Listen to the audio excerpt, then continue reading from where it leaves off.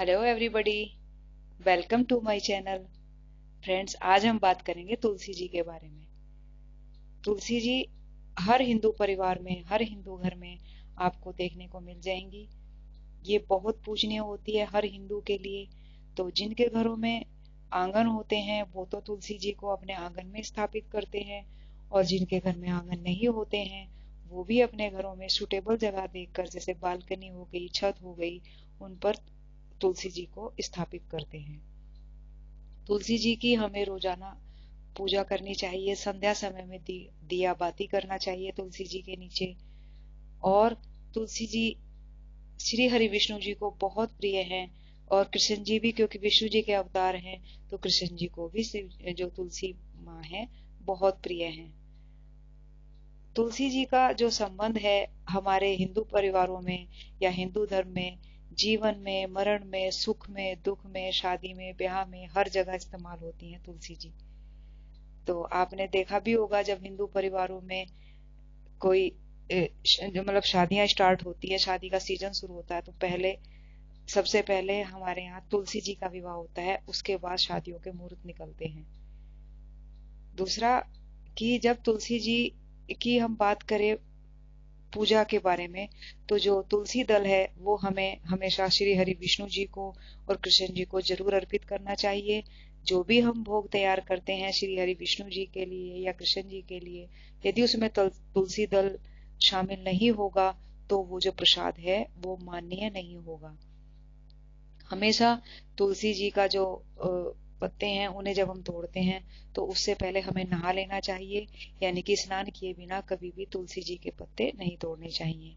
यदि किसी रीजन से ऐसा है कि आपको अपनी किसी दवाई के तौर पर, क्योंकि आप सभी जानते हैं तुलसी जी की मेडिसिनल प्रॉपर्टी भी बहुत होती है, आपको कभी इमरजेंसी में जरूरत पड़ भी गई तो आप पहले अच्छे से हाथ धो लीजिए, और उसके बाद अपनी चप्पलों को रिमूव करके तुलसी माता को प्रणाम करके तब आप तुलसी दल ले सकते हैं। अब बात करते हैं, तुलसी दल जो है वो शिव परिवार को कभी नहीं चढ़ाया जाता। भैरव बाबा, शनि देव, तो इनको तुलसी दल को कभी नहीं चढ़ाना चाहिए। और जो तुलसी जी हैं उन्हें रविवार, एकादशी, द्वादशी, संक्रांति और संध्या समय में कभी भी नहीं तोड़ना चाहिए। इसके अलावा यदि आपके यहाँ तुलसी जी सूख गई हैं किसी कारण से, कहते हैं तुलसी जी जो है ना हमारे परिवार के जो सुख दुख हैं उसमें हर तरह से हमारे साथ शामिल होती हैं। जब हमारे ऊपर किसी तरह का कोई विपदा आती है, कोई परेशानी आती है, तो तुलसी जी उसे भी ओट लेती हैं अपने ऊपर और वो सूख जाती हैं।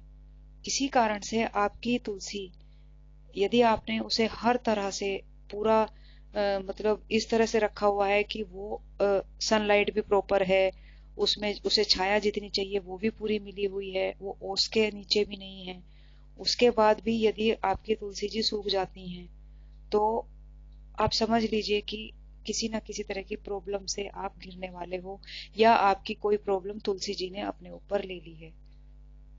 तो अब बात करते हैं तुलसी जी के सूखने की। यदि किसी रीजन से आपकी तुलसी जी सूख जाती हैं तो आप उन्हें डस्टबिन में ना फेंकें, आप उन्हें किसी मंदिर में रखकर आ सकते हैं। आपने नोटिस किया होगा बड़े बड़े मंदिरों में या मंदिरों में तुलसी बड़ी मात्रा में उगाई जाती है, फसल के तौर पर उगाई जाती है। एक तो कारण ये कि वहां रोजाना भोग तैयार होते हैं भगवान जी के लिए, तो उसमें तुलसी दल का उपयोग होता है, चरणामृत में तुलसी जी का उपयोग होता है, तो इसलिए भी तुलसी जी का वहां पे जो कल्टीवेशन है वो बहुत जरूरी हो जाता है। लेकिन वहां भी यदि तुलसी सूख जाती है तो उस तुलसी का इस्तेमाल, उनकी जो डंडियों का इस्तेमाल है वो बीड्स बनाकर और उनकी माला बनाई जाती है, उससे तुलसी माला तैयार होती है।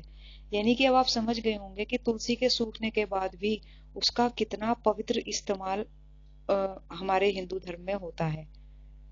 तो ये तो बात हो गई हिंदू धर्म में तुलसी जी के महत्व की। अब बात करते हैं मेडिसिनल प्रॉपर्टी की। मेडिसिनल प्रॉपर्टी अनगिनत है तुलसी जी की। यदि इनकी सारा डिटेल इस वीडियो में मैं इंक्लूड करूंगी तो वीडियो बहुत लंबी हो जाएगी, और आप लोग वीडियो को लास्ट तक नहीं देखते हो, मुझे पता है। तो इसलिए मैं इस वीडियो का यही एंड करती हूँ। बस चलते चलते आपको ये बताना चाहूंगी, तुलसी जी की यदि मेडिसिनल प्रॉपर्टी की बात की जाए तो वो सबसे ज्यादा यूज होती है हमारे कफ एंड क्यू के ट्रीटमेंट में। जब हमें कोल्ड एंड कफ हो जाता है तो उसमें हम लोग इसका इस्तेमाल करते हैं चाय के फॉर्म में, या फिर उसको पानी में उबाल कर उसका काढ़ा बनाया जाता है, उसको सिप सिप करके आप पी लीजिए।